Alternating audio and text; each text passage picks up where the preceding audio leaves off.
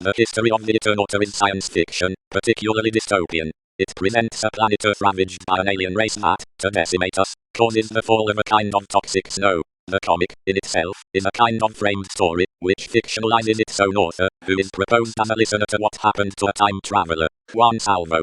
Of course, Salvo is the protagonist of this story, a man who, at the time of the appearance of toxic snow in Buenos Aires, was safe inside his home, with some friends, playing Trick, a popular card game. And it will be there where resistance is born. With Salvo and those who are joining, who have survived the toxic snow, humanity will have some hope. According to Easterheld himself, its creator, the Eternauta is a story of a new Robinson Crusoe, but no longer alone, but accompanied by his family, his friends, and that, instead of being imprisoned on an island, surrounded by sea, he is surrounded by death, imprisoned in his own home, his own neighborhood, his own country. For El Eternauta, his status as an iconic cartoon in South America has been almost an obstacle. Many have been those who wanted to adapt the work of Easterheld and Solano Lopez.